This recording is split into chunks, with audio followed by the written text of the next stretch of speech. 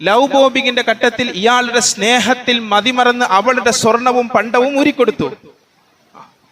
ഡീവാലുവേഷനിലേക്ക് വന്നു കഴിഞ്ഞാൽ നീ ഒന്നിനും കൊള്ളില്ല എന്ന് പറഞ്ഞതല്ലേ, ഞാൻ കൊള്ളാവുന്ന ഒരാളാണെന്ന് കാണിക്കാൻ അവളുടെ സമ്പത്ത് ഊരിക്കൊടുത്തു, അവളെ സമർപ്പിച്ചു.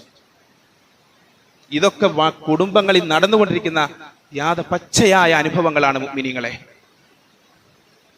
അവസാനം ആ സ്ത്രീ നിരാലംബയായി ജീവിക്കേണ്ടി വരും. ഈ സമ്പത്ത് കൊണ്ട് അവൻ പലതും വാങ്ങിക്കൂട്ടും, പറഞ്ഞുകൊണ്ടേയിരിക്കും, നീ കൊള്ളില്ല, നീ കൊള്ളില്ല, നീ കൊള്ളില്ല. ഒന്ന് ആലോചിച്ച് നോക്കുക. ഇതൊക്കെ നമ്മുടെ കേരളത്തിൽ പലപ്പോഴും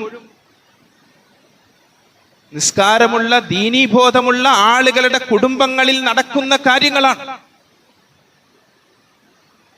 ആരാണ് തിരുത്താനുള്ളത്? ആരാണിത് പരിഹരിക്കാനുള്ളത്? പരിശുദ്ധമായ ഖുർആൻ ഇതിനെ പറ്റിയൊക്കെ വളരെ കൃത്യമായി നമ്മുടെ മുന്നിൽ പറഞ്ഞു തരുന്നു.